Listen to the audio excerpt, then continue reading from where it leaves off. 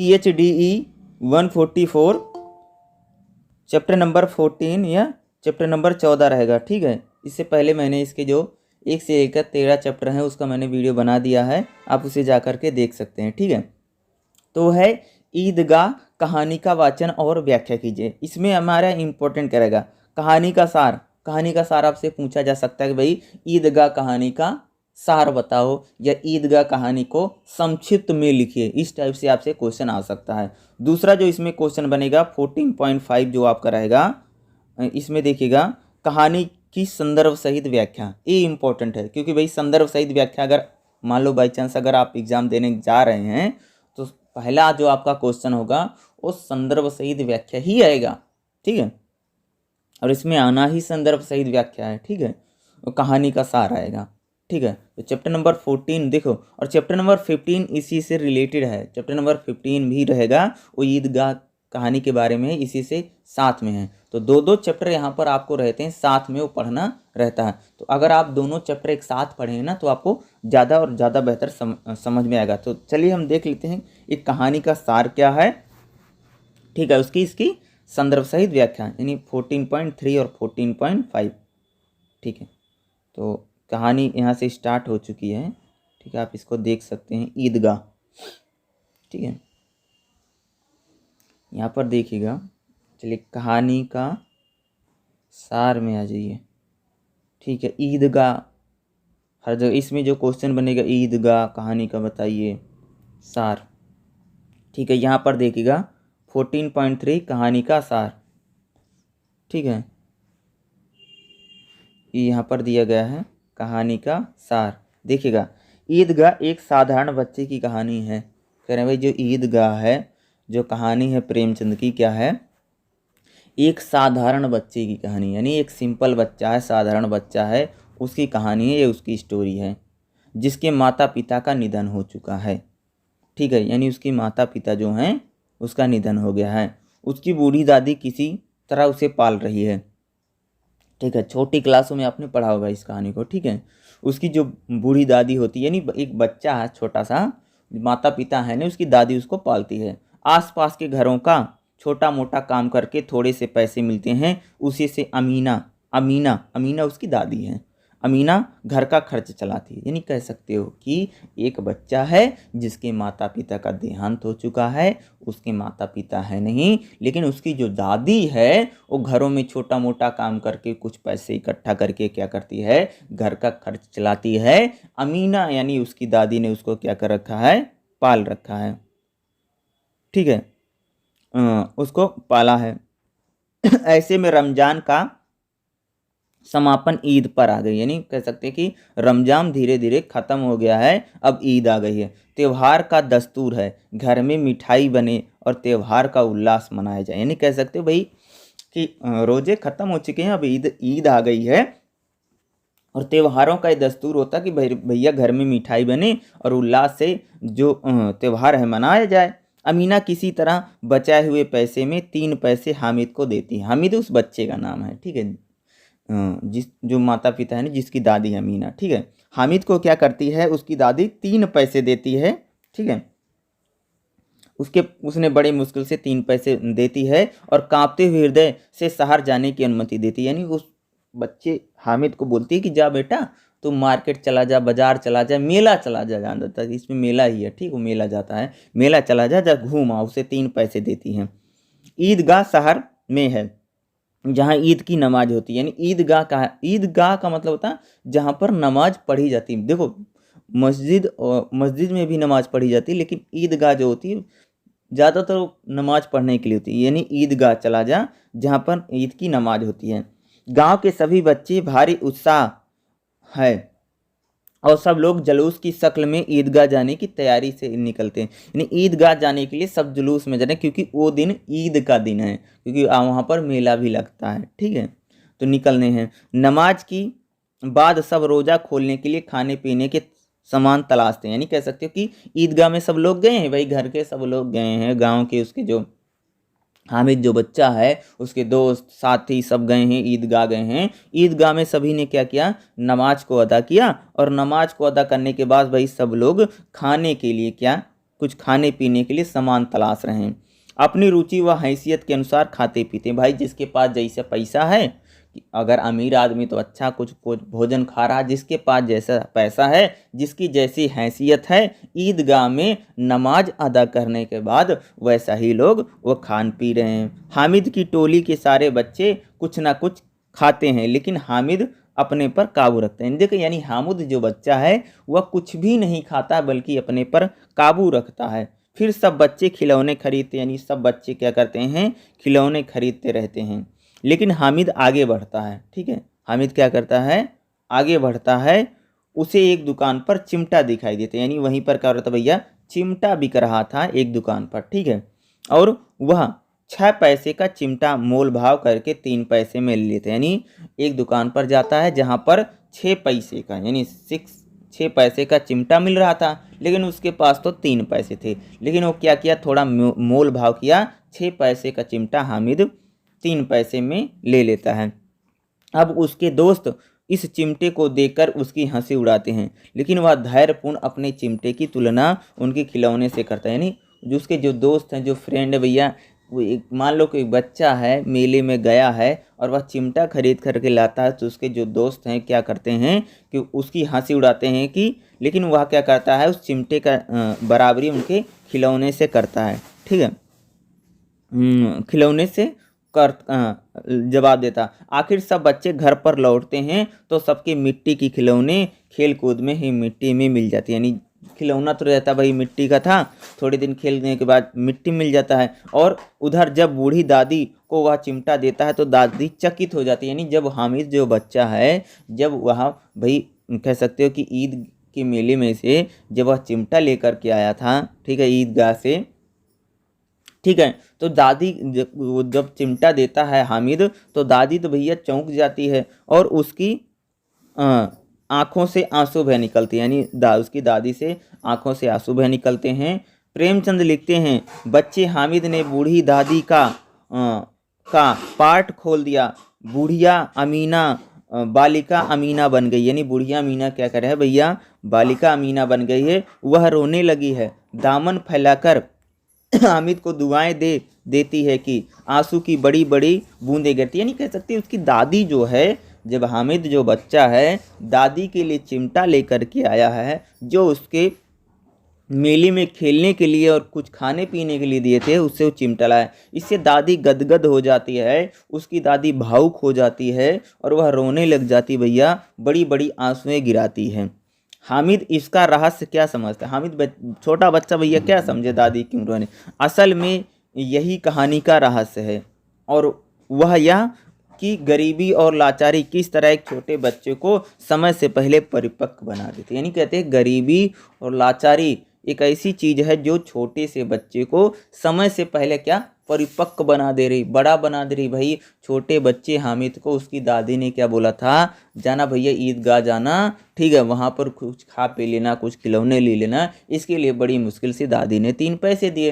लेकिन जो हामिद बच्चा होता है वह क्या करता है, 3 पैसे से ना तो कुछ खाने की चीज़ लेता है, ना कोई खिलौना लेता है, बल्कि उसके दोस्त सारे खिलौने लेते हैं, वह कोई भी खिलौना नहीं लेता है। वहाँ से एक वह क्या करता भैया, चिमटा खरीदता है जो 3 पैसे का था। बिक तो 6 पैसे का था, लेकिन मोल भाव करके उसने 3 पैसे में खरीदा था। जब वह 3 पैसे में खरीदा हुआ चिमटा लेकर के आता है तो उसकी दादी रोने लग जाती है और भावुक हो जाती है और बड़े बड़े आंसू गिराती है।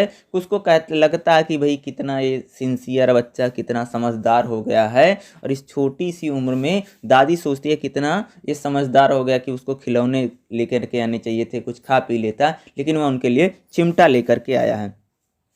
ठीक है, असल में यही कहानी का क्या भाई सार है कि गरीबी और लाचारी में किस तरह से एक छोटा सा बच्चा जो हामिद रहता है क्या हो गया भाई, परिपक्व हो गया है, इतना समझदार। हामिद की उम्र छोटी होने के बावजूद आज उसका कद दादी की नज़र में बहुत बड़ा हो गया।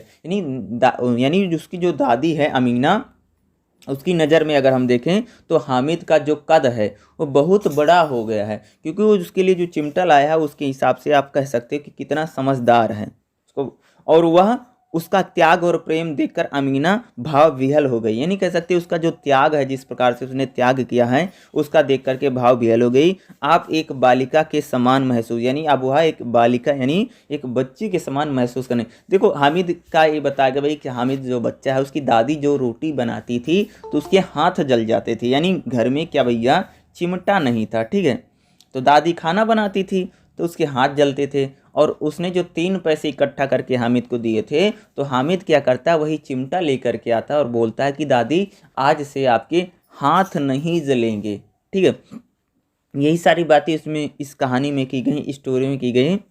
ये जो प्रेमचंद की ईदगाह कहानी है, आपकी छोटी क्लास है, शायद आप एग्जैक्ट ध्यान नहीं, पता नहीं कौन सी क्लास एनसीईआरटी में चलता है, ठीक है। छोटी क्लासों में आपको एक कहानी मिलेगी, ठीक है, उसमें आपको एक कहानी दी गई, ईदगाह कहानी, जिसमें कह सकते हो कि एक छोटा सा जो बालक है हामिद है, उसकी दादी अमीना है, ठीक है, और एक चिमटा जो खरीद करके लाता है, मेले से लेकर के आता है और अपनी दादी को देता है कि भाई अब उसके हाथ कभी भी रोटी जलाने में नहीं जलेंगे। एक कहानी उसी की पात्र है, ठीक है।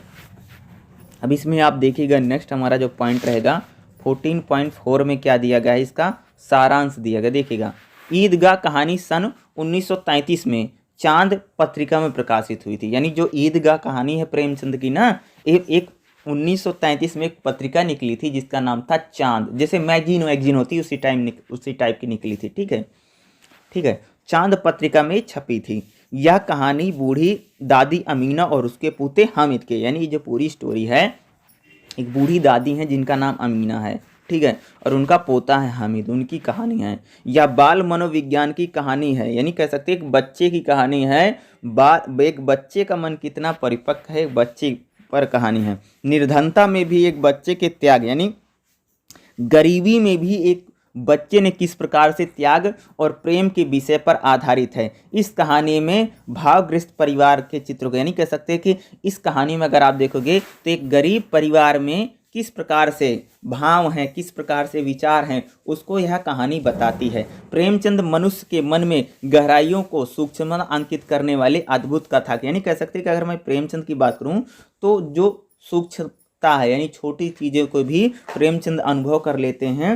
यानी समाज कैसा हमारा समाज है, उसकी गहराई कितनी है, उसको भी दिखाने में प्रेमचंद का कोई सानी नहीं है। दूसरी बात यह है कि किस तरह से एक साधारण लेखक ही परंपरा का सच्चा और वास्तविक विकास कर सकता है, यह भी प्रेमचंद के लेखन में बताता है। हमारे देश की कथा परंपरा राजकुमारों और देवताओं की कथा को नायक बनाकर चलन का है। यानी कह सकते हैं कि हमारे देश में, अगर मैं बात करूं, हमारे देश में बहुत सारी ऐसी कहानियां हैं जो राजा पर आधारित है, राजकुमार पर आधारित है। यानी हम लोग जो राजा राजकुमार होते हैं उन पर ज़्यादा हमारा समाज ने कहानियां बहुत लिखी हैं। लेकिन जो प्रेमचंद हैं वह आम आदमी को, जो आम आदमी है उसको भी नायक बना करके दिखाते हैं। इसे प्रेमचंद का सच्चा जनतांत्रिक, यानी कह सकते हैं इससे पता चलता है कि प्रेमचंद जो हैं एक लोकतांत्रिक रूप से हैं, यानी जो राजा रानी की नहीं बल्कि कह सकते हो कि आम आदमियों को भी नायक बना करके, या आम जो समस्याएं हैं, जो रोज़मर्रा की समस्याएं हैं, जो सामाजिक समस्याएं हैं, उनको भी दिखाने का प्रयास इन्होंने किया है। यह प्रेमचंद का कौशल, यानी प्रेमचंद में स्किल है कि राजकुमार के कथा सिंहासन पर निर्धनता मामूली बालक हामिद को स्थान मिला। यानी कह सकते हैं कि जहाँ पर बहुत सारे लेखक जो राजकुमारों की, राजाओं की कहानियाँ लिखते हैं, वहीं पर कह सकते हो कि जो प्रेमचंद जी हैं एक मामूली से गरीब बालक हैं, हामिद की कहानी को उनका स्थान मिला। अब कहानी का वाचन करने के उपरांत आप ही इस ईदगाह के कथ्य को भी समझ सकते हैं, यानी आप देखेंगे। उसके बाद इसमें जो इम्पोर्टेंट रहने वाला 14.4 में देखिएगा, कहानी की संदर्भ सहित व्याख्या। ईदगाह जो कहानी है इसकी संदर्भ सहित व्याख्या आती है, क्योंकि एग्जाम में यही आना है, ठीक है, ज़्यादातर, ठीक है, संदर्भ सहित व्याख्या। तो इसमें कई सारी संदर्भ सहित व्याख्याएं दे रखी है, चलो उसको देखते हैं। पहला जो उदाहरण है, ठीक है, जो उदाहरण, और इसमें ब्लैक कलर से ज़्यादा थोड़ा हाईलाइट करके लिखा गया है, ये आपके एग्जाम में लिख करके आएगा, ठीक है। इसमें क्या लिखा है देखिएगा, लड़के सब प्रसन्न हैं, ठीक है, किसी ने एक राजा रखा है वह भी दोपहर तक, तो किसी ने वह भी नहीं, लेकिन ईदगाह जाने की खुशी में उसके हिस्से की चीज़ है। रोज़ बड़े बूढ़ों के लिए होंगे, इसके लिए तो ईद है। रोज ईद का नाम रटते हैं, आज वह आ गए। यानी सब बच्चे जो भैया डेली सोचते थे ईद कब आएगी, ईद कब आएगी, लेकिन आज वह जो ईद का नाम सब लेते थे आ गई है। अब जल्दी पड़ी है कि लोग ईदगाह क्यों नहीं चलते, उन्हें गृहस्थी की चिंताओं का क्या प्रयोजन है। ठीक है, वैसाइयों के लिए दूध और शक्कर घर में है या नहीं, इसकी बला से, और सेवइयाँ खाएंगे, यानी सेवइयाँ बनाने के लिए भैया जो सेवई बनेगी ईद के दिन, ठीक है, उसके लिए दूध है, चीनी है कि नहीं, उसका क्यों फिक्र कर रहे हो भैया। ठीक है, ईदगाह चलो, सेवइयों के लिए दूध और शक्कर घर में है या नहीं, ठीक है, इसको कर रहे हैं। क्या वह जाने में कि अब्बा जान क्यों चौधरी कयामत अली के घर दौड़े जा रहे हैं, उन्हें क्या खबर है कि चौधरी आंखें बदल लो, यह सारी ईद मुहर्रम हो जाए, उनकी अपनी जेब में तो कुबेर का धन भरा हुआ है, बार बार जेब से अपना खजाना निकालकर गिनते हैं और खुश होकर के उसे फिर रख देते हैं। ठीक है, अगला यहाँ पर देखिएगा, इसका संदर्भ यहाँ पर दिया गया है। ठीक है, इसका संदर्भ देखिएगा, प्रस्तुत उदाहरण, ठीक है, ईदगाह शीर्षक कहानी से लिया गया है, इसके प्रसिद्ध लेखक प्रेमचंद हैं। फिर इसका प्रसंग लिखा गया, ठीक है भैया, प्रसंग देखिएगा, ईदगाह बच्चे के मनोविज्ञान और निर्धनता का अद्भुत त्याग और प्रेम की कहानी। यानी कह सकते कि जो ईदगाह कहानी है एक बच्चे के कह सकते हो कि त्याग और मनोविज्ञान की कहानी है। कहानी में रमज़ान की समाप्ति पर मनाए जाने वाली ईद का वर्णन है। यानी कह सकते हैं कि जब रमज़ान ख़त्म होता है, यानी जब रोज़े ख़त्म होते हैं, उसके बाद जो कह सकते हो भाई मेरे क्या मनाया जाता है कि जो ईद मनाई जाती है उसके कह सकते हो उसका वर्णन है, जहाँ पर बच्चों का उल्लास और बड़ों की दिक्कत साथ दिखाई देती है। दोनों के मनोविज्ञान का बारीकी से कह सकते हो कि यहाँ पर उसका अंकन किया गया है, या उसको कहते हो यहाँ पर दिखाया गया है। यानी किस प्रकार से ईद में बच्चे खुश होते हैं और बड़े किसी चिंता में या चिंताग्रस्त रहते हैं, क्या होगा क्या नहीं होगा, उसी की यहाँ पर देखोगे तो व्याख्या की गई। देखिएगा, कहानीकार प्रेमचंद इन पंक्तियों के माध्यम से बताना चाहते हैं कि ईद या फिर किसी भी त्यौहार का आकर्षण बच्चों के लिए कैसा होता है।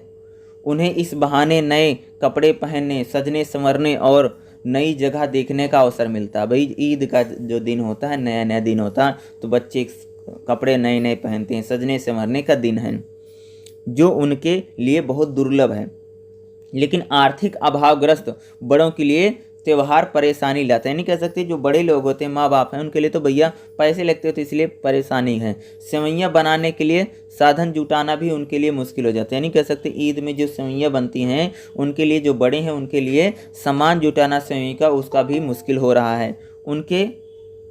ठीक है, उनके लिए इन कामों पर होने वाले खर्च का बंदोबस्त करना कठिन हो जाता है। यानी जो बड़े हैं कि जो भाई बंदोबस्त करना है ईद वाले दिन, उनके लिए भी क्या हो जाता है, ये कठिन है। चौधरी कयामत अली जैसे गांव में धनवान लोगों से किसी तरह उधार लेकर के निर्धन लोग ईद जैसा त्यौहार मनाने की तैयारी। नहीं, गांव में एक कयामत अली हैं जो बहुत पैसे वाले हैं, लोग उनसे क्या करते हैं भैया, उधार पैसा लेते हैं, अपना त्यौहार मनाने की तैयारी कर रहे हैं। उन्हें यह भी डर है कि यदि कयामत अली उधार ना दिया तो ईद मुहर्रम हो जाएगी, यानी ईद वो मना नहीं पाएंगे, अर्थात खुशियों का त्यौहार गम में बदल जाएगा। यही कह सकते भैया कि अगर गांव के लोगों को कयामत अली उधार नहीं देंगे तो उसके लिए सेवइयों के लिए दूध, सेवइयाँ और चीनी कहाँ से खरीद के लाएंगे, और वह ईद नहीं मना पाएंगे। यानी कयामत अली पैसा नहीं देंगे तो ईद क्या होगी भैया, मुहर्रम में बदल जाएगी, यानी जो खुशियाँ हैं वह गम में बदल जाएंगी।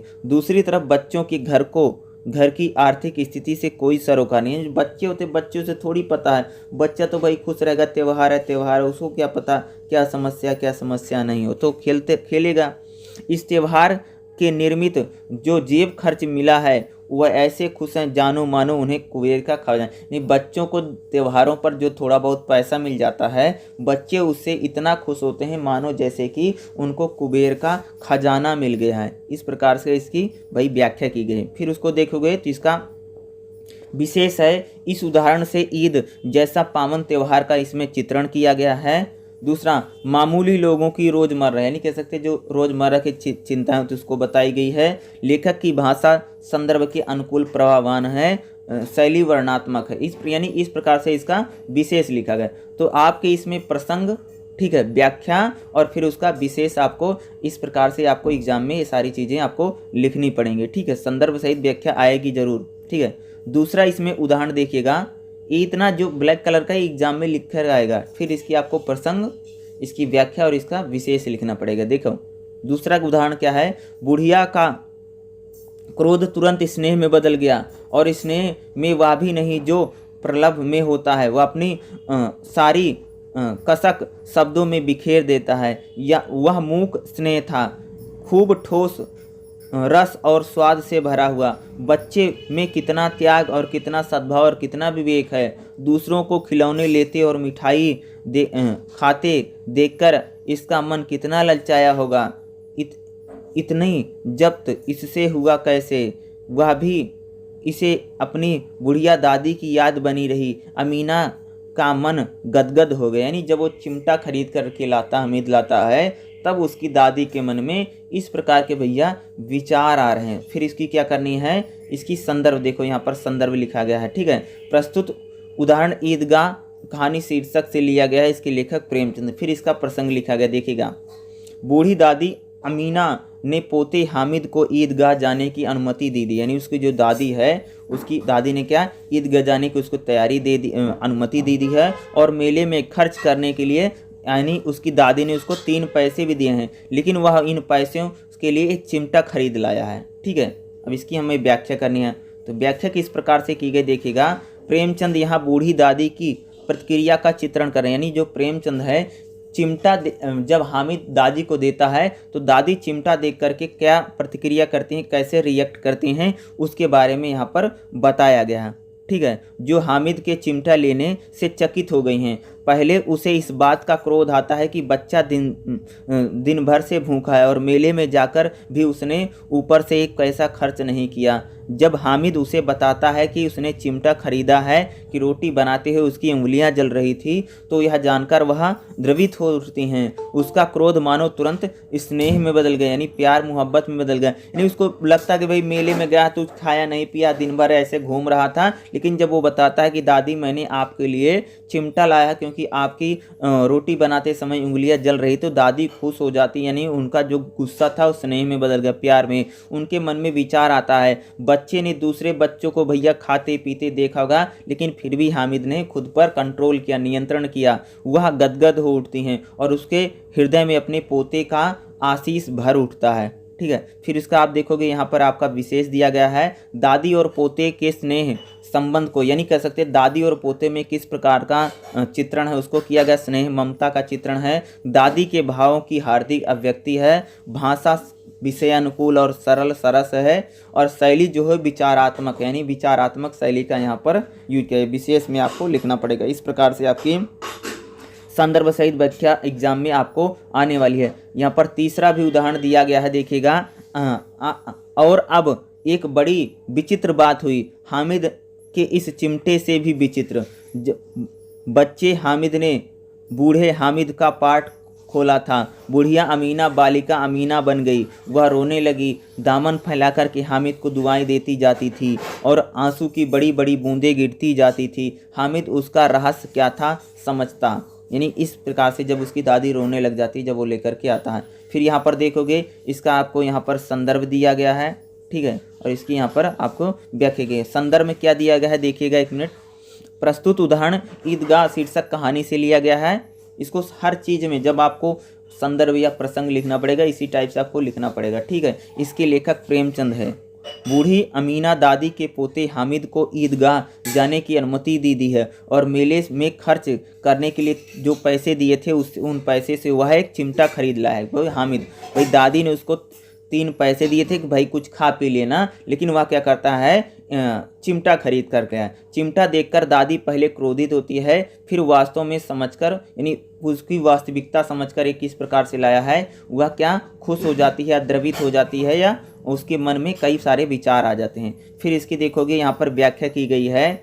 और अब एक बड़ी विचित्र बात हुई, हामिद के इस चिमटे से भी विचित्र। बच्चे हामिद ने बूढ़े हामिद का पाठ खोला था, यानी जो बच्चा हामिद था वो प्रकार से किस प्रकार से बड़े में तब्दील, यानी जो चिमटा खरीद कर खिलाता है, कितनी बड़ी बात ये थी। ठीक है, बुढ़िया अमीना बालिका अमीना बन गई। वह रोने लगी है, दामन फैलाकर के हामिद को दुआएं देती है और आंसू की बड़ी बड़ी बूंदें गिराती है। हामिद इसका रहस्य क्या समझता।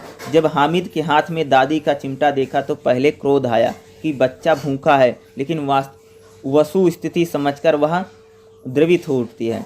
प्रेमचंद लिखते हैं कि बच्चा हामिद बूढ़ा बन गया और बुढ़िया अमीना बालिका। इसका आशय यह है, यानी इसका मतलब यह है कि अपने जीवन की त्रासद यथार्थ को समझकर एक मासूम बालक असमय ही बुजुर्ग की तरह जिम्मेदारी का भाव है। बच्चे के लिए यह स्वाभाविक है कि वह खेले खिलाए और प्रसन्न रहे, लेकिन हामिद भूखा रहकर भी अपने 3 पैसे से चिमटा खरीद लाया है। बचपन में ही वह बड़ा हो गया है, लेकिन साथ ही साथ हामिद अपनी दादी के प्रति संवेदनशील है। दादी अमीना को सहानुभूति से मिलने वाली करुणा से भर देगा और इसी अपनी महसूस कर दादी अमीना रो पड़ी। उसका रोना बच्चे के रोने जैसा लगता है, जबकि वह दुआएं देती है तो अपने पोते की अभिभूति है। फिर यहाँ पर देखोगे भाई इसका विशेष दिया गया है। यहाँ पर देखिए विशेष में क्या दिया गया है, दादी अमीना के हृदय में बालक हामिद के प्रति स्नेह उमड़ रहा है। वह उसके त्याग को देख कर के रो पड़ती है, यानी उसकी दादी जो उसका त्याग है हामिद का, उसको देख कर के रोने लग जाती है। बच्चों को बूढ़ा बन जाना यानी क्रूर नियत है, इसे प्रेमचंद चित्रित कर रहे हैं। तीसरा देखोगे, भाषा सरल और प्रवाहपूर्ण है। तत्सम शब्दावली के साथ साथ उर्दू के शब्दों का भी इसमें यूज किया गया है। इसकी भाषा में रोचकता आ गई है। और चौथा दिया गया, भाषा शैली क्या है, मानव विशेषण से युक्त है। ठीक है, उसके बाद अगर देखोगे यहाँ पर कुछ अभ्यास के लिए प्रश्न दिए गए हैं। ठीक है, नीचे दिए गए उदाहरणों की संदर्भ सहित व्याख्या करने का प्रयास कीजिए। यहाँ पर आपके लिए प्रसंग दिया गया है, यहाँ आपको खुद इसके संदर्भ सहित व्याख्या करनी है। ठीक, यानी इसका जो संदर्भ है इसकी संदर्भ लिखो, इसकी व्याख्या लिखो, फिर इसका विशेष लिखो। यहाँ पर आपको कुछ खुद से करने के लिए दूसरा भी दिया गया है। ठीक है, इसका आपको संदर्भ एग्जाम में कुछ भी आ सकते हैं, इसके संदर्भ लिखो, खुद ही कीजिए। यहाँ पर आपको एग्जाम बुक में आपके दे रखे हैं। ठीक है, यहाँ पर आपको तीसरा भी दिया गया है। ठीक है, ये उदाहरण है। ठीक है, इसका संदर्भ लिखो, इसकी व्याख्या लिखो और इसका विशेष लिखो। यहाँ पर आपको ही करने के लिए देगा। चौथा भी दिएगा, इसकी संदर्भ लिखो, इसकी व्याख्या लिखो।